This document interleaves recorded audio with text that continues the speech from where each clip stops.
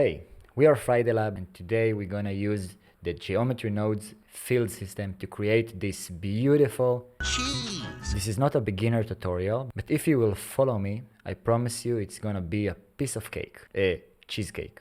I'm gonna do this part a bit faster, and I'm gonna create one slice of the cheese using a simple cylinder. I take the top and bottom part, extrude them in and merge the vertices, then select two pieces, Ctrl I to invert the selection, and Ctrl X to delete it and create the missing faces. Great, so now we have piece of the cheese, and we know it's one piece out of 8 because we used a 16 and we selected 2. Now we go to geometry nodes interface. It's gonna be easier for us to work here. We're going to make this procedural cheese by 3 simple steps. The first step, we're gonna create the cheese slices, okay, all the 8 pieces, and we will connect them together. The second step going to be to generate or distribute the holes of the cheese, and then subtract them from the shape of the cheese. In the third step, we're going to connect all the pieces and make this thing much more cheesy, nice, and fun. Let's start with the geometry nodes. We create a new one and call it cheese tree or cheese node. And we want to distribute those pieces around a circle. So we create a circle curve. It's really nice to work with it, and we said it's going to have 16 pieces. Okay, we can already see it here. It have 1, 8, sorry.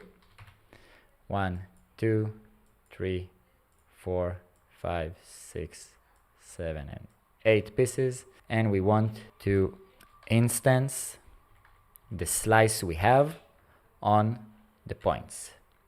Okay, the points are of the curve, and the instance are our geometry, our slice. Boom. Great. We have all the slices distributed nicely on the circle, but they are facing the wrong direction. Okay, they're all facing down as our one piece did. So we need to rotate them to face the right direction. But as you can see, if I rotate it from here, it's rotate them all together.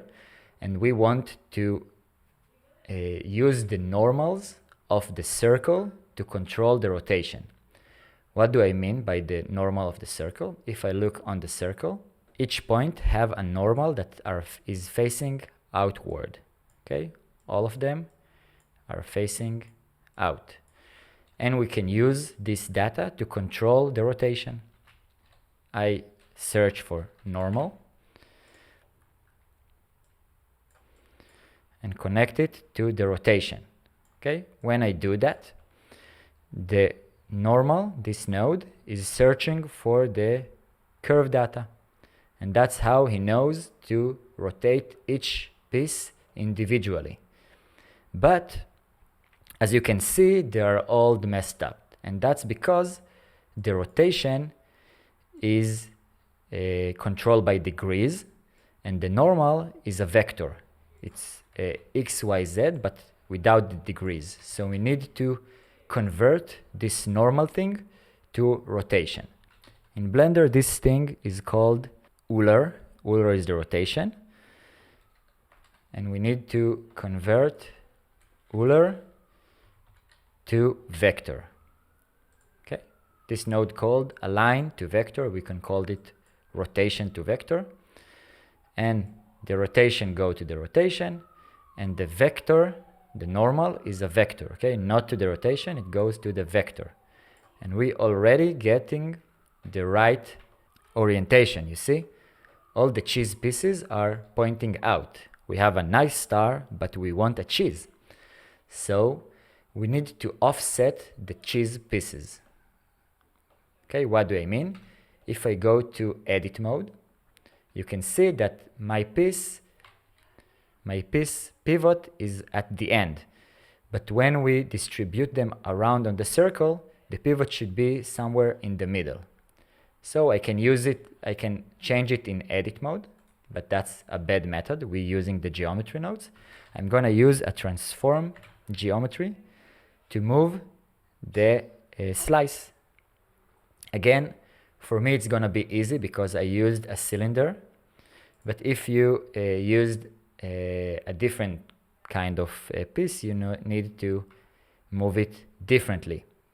For me, it's -1 on the x, and I have a perfect cheese.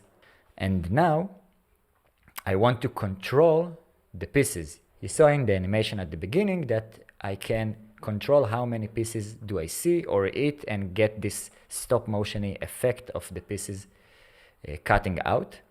And for that, we're gonna control it by the selection attribute here.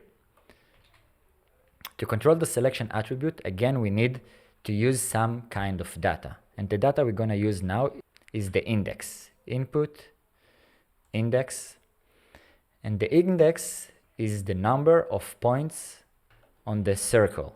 Okay, this one is gonna be 1, 2, 3, and so on. Okay, and if I connect the index to the selection, I have 1. That's not enough. I need some kind of a math node here to compare the index number to something. What is gonna be? I'm gonna use the less than. If the index is less than half, it's gonna output 1. If it's less than 2, it's gonna output 1 and 2, 3, and so on. Okay, let's create a custom input. I just duplicated the geometry input to make it more readable, and I connect it here to the threshold. In the sidebar, in the group, I can change it to parts or slices, and I'm gonna change it from float to integer to have whole numbers. Minimum is gonna be 0 and maximum 8 pieces. Okay, I can see 1, 2, get out of edit mode, and I can see 0, the index giving me back nothing, no selection. 1, give me the first index, 1 selection. 2, it's giving me 1 and 2. 3, 1, 2, and 3, and so on. Now we have a control. We can control how many pieces we have on this cheese. Super cool, right? So we're done with the first part, and we have a whole cheese with a controller of how many pieces do we have of this cheese for the animation later on. The second part, we want to create the whole and subtract them from this shape. Okay, again, we're gonna use the same method, and we're gonna distribute some points on this cheese. So let's distribute points on face. It's gonna work great for us, and we're gonna connect it to the instance. And already we can see we have a lot of points. But if you notice, they have a predicted pattern, okay? Each one is similar to the other. And that's because if I'm gonna use the viewer node here, we have only instances. We don't have any faces or extra data on the mesh. And that's because this is still an instance and not a real geometry. Okay, we need to make it real. We need to bake this data. For that, we're gonna use the realize instance node. And if I use it, you can see we changed from only instances, 6 instances, to mesh. We have now vertices, edges, faces, and so on. And as we can see here, I muted. This is the same pattern, and this is a more random pattern. And that's exactly what we want, and we can differ the seed to have different results. Great, so we have the points, and now we want to make round holes. For the holes, we're gonna use icospheres, but you can use squares, any other primitive we have here, mesh primitives. Okay, you can use either one of them. And we're gonna I take the instance on point, duplicate, and put it here. So we have the distributed points, and we have the mesh on those instances. Way too big. like make it much smaller, and give it one click on the subdivision so it will be nicer and smoother. Great, but they are all the same size. We want to have some random scale. I use the random value to control the scale from 0.1 to 2, maybe 1.5. That look very nice. I keep it 1. And we can change the seed and the density. So we have those parts, and now we need to subtract them from the geometry, from our cheese. Usually if we use the modifiers, we would use the Boolean one. Here we have the Boolean mesh node, which will do the same. It allows me to subtract a couple of meshes from base mesh difference.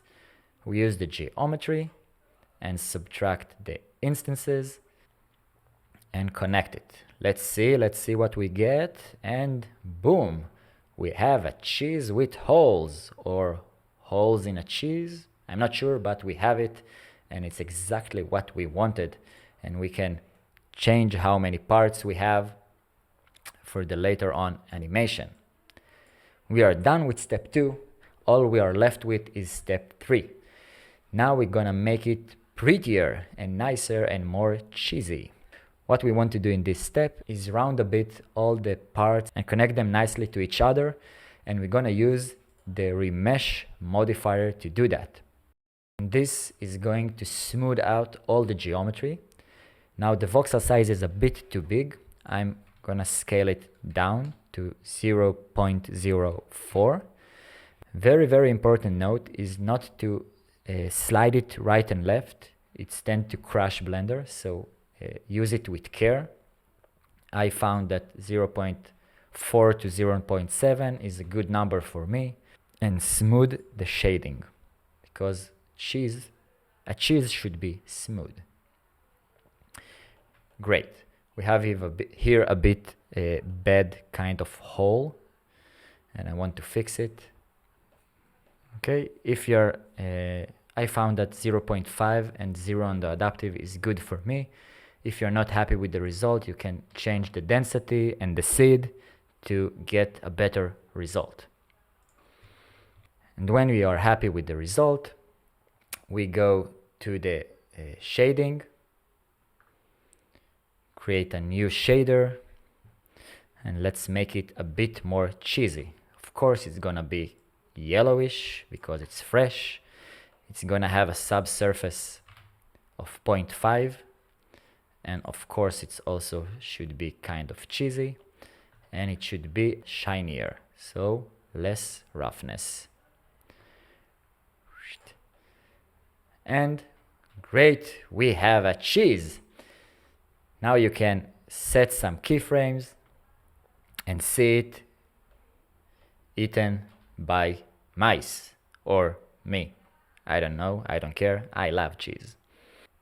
Set key, go 5 frames forward, set another key, go a couple of frames forward, set another key, and we have a cheese that is being eaten by me. We are done. All you have to do now is maybe add some kind of floor, maybe a nice mouse at the background that is running and eating the cheese, some lighting, and render it. If you liked this tutorial and learned something new, please let us know, leave us a comment, like this, and hope to see you in the next tutorial. Bye bye!